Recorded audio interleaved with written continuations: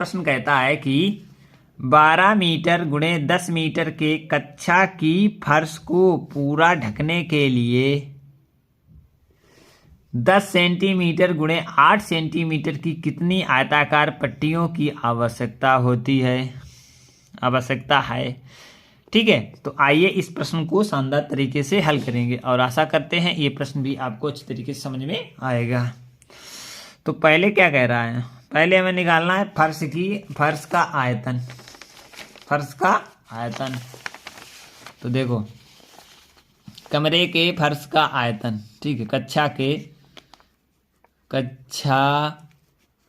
की फर्श का क्षेत्रफल।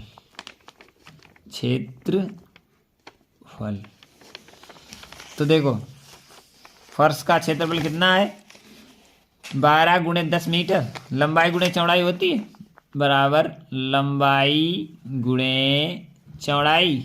तो लंबाई यहाँ पे कितनी है, 12 गुणे 10, तो यहाँ पे लिखेंगे 12 गुणे 10 बराबर 120 मीटर स्क्वायर, क्योंकि मीटर में दिया। अब देखेंगे नीचे वाला जो दिया है, अब इसका निकल आया क्षेत्रफल। अब इसका देखेंगे, किसका, पट्टियों का क्षेत्रफल। यहाँ पे लिखेंगे पट्टियों का क्षेत्रफल।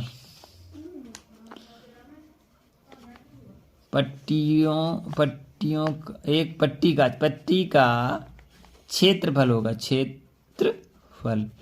अब पट्टी का क्षेत्रफल भैया कितना है, पट्टी हमारी है 10 गुणे 8 सेंटीमीटर, 10 गुणे 8, तो 10 अठे 80 सेंटीमीटर स्क्वायर। यहाँ पे मीटर स्क्वायर, यहाँ पे सेंटीमीटर स्क्वायर।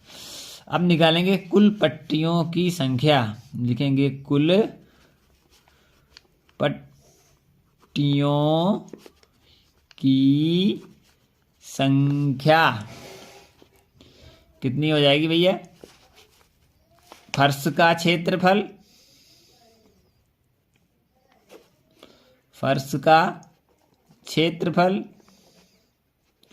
बटे पट्टी का क्षेत्रफल।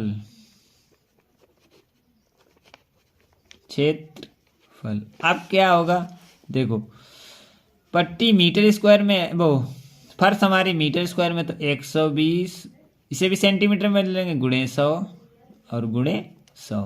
कोई दिक्कत नहीं होनी चाहिए। और यहाँ पे 80, अब सेम हो गया, ये भी सेंटीमीटर स्क्वायर में हो गया और ये भी सेंटीमीटर स्क्वायर में हो गया, कोई दिक्कत नहीं। अब एक जीरो से एक जीरो काट देंगे।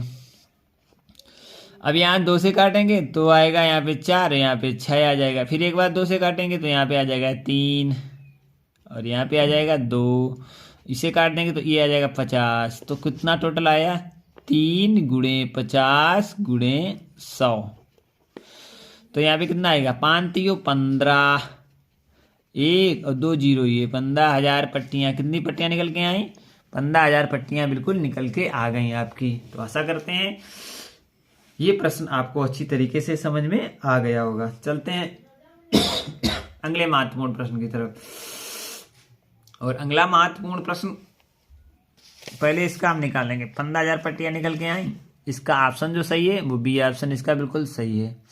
यहाँ तक कोई प्रॉब्लम, कोई दिक्कत नहीं होगी। अगले महत्वपूर्ण प्रश्न को शानदार तरीके से पढ़ेंगे और इसे हल करने का प्रयास करेंगे। अगला प्रश्न हमारा क्या कहता है, कौन सी राशि 8% वार्षिक साधारण ब्याज की दर से 4 वर्षों में 6600 हो जाएगी। तो आइए साथियों, इस प्रश्न को शानदार तरीके से हल करेंगे और समझने का प्रयास। सबसे पहले दिया है, सबसे पहले लिखेंगे हल और हल में लिखेंगे दिया है। क्या क्या दिया है, सबसे पहले दिए दर को हम आर से डिफाइन करते हैं। अब प्रतिशत बराबर कितना दिया है, 8% लिखेंगे। इसके बाद क्या दिया है, समय दिया है। समय को हम टी से करते हैं, तो समय टी इक्वल टू 4 वर्ष कितना है आप कहेंगे 4 वर्ष है, 4 वर्ष निकल के आ गया, ठीक है 4 वर्ष यहाँ पे लिख देंगे। इसके बाद दिए राशि, राशि दिए 6600 रुपये, यानी कि मिश्र धन साथियों दिया है, हो जाता है ना, तो मिश्र धन ये है मिश्र धन।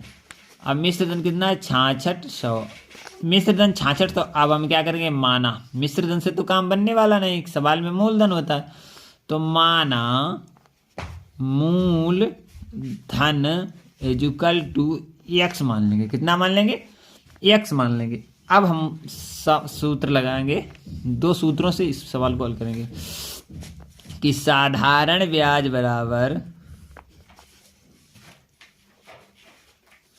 मिश्र धन माइनस मूलधन। तो ये 2 हो गए, मिश्र धन मूलधन। अब मिश्र धन हमारा यहाँ पे कितना है साथियों, मिश्र धन हमारा 6600 है और मूलधन हमारा कितना है x, ठीक है।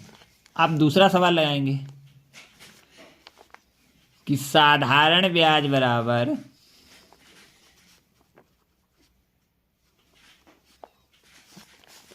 मूलधन गुणे समय गुणे दर बटे 100। कोई दिक्कत, कोई दिक्कत नहीं। अब इसे हल कर लेंगे। यहाँ पे साधारण ब्याज हमारा कितना निकला 6600, तो यहाँ पे रख देंगे 6600 माइनस x, मूलधन हमारा x है, गुणे समय हमारा 4 वर्ष है, दर हमारी 8% है, बटे हमारा 100 है। यहाँ तक तो कोई प्रॉब्लम नहीं होगी सवाल में। अब साथियों इसे हम थोड़ा हल करेंगे और तिर्यक गुणा करेंगे। देखो इसको हम तिर्यक गुणा कर लेंगे, बटे 1 कर देंगे, कोई दिक्कत तो है नहीं।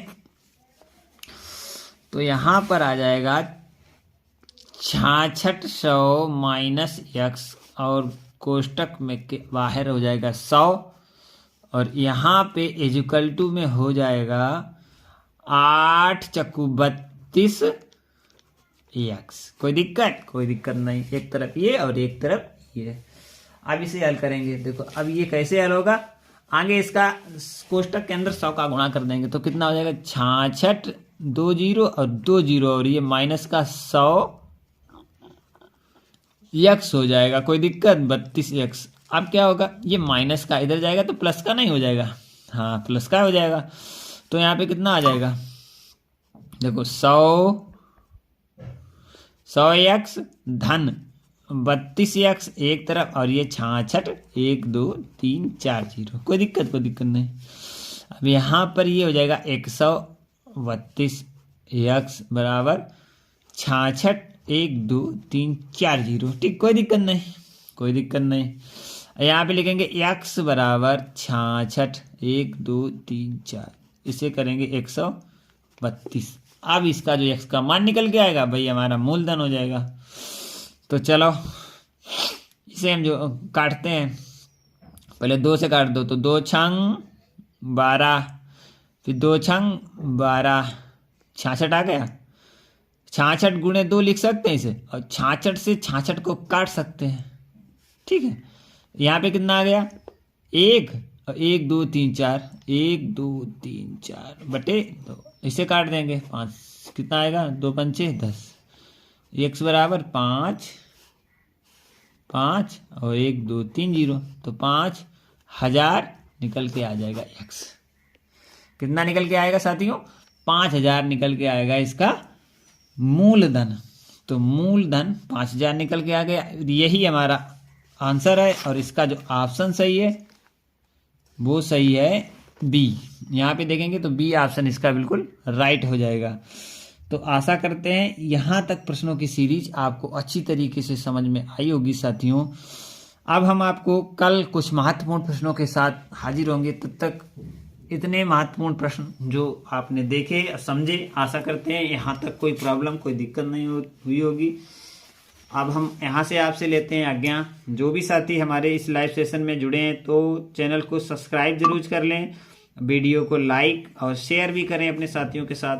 चलते हैं और मिलेंगे कल 5:30 बजे। आप लोग सभी लोग जुड़ें हमारे साथ और अपनी तैयारी को, मैथमेटिक्स की तैयारी को शानदार तरीके से करें। तो चलते हैं साथियों, सभी लोगों को नमस्ते और लेते हैं आज्ञा। जय हिंद, जय भारत।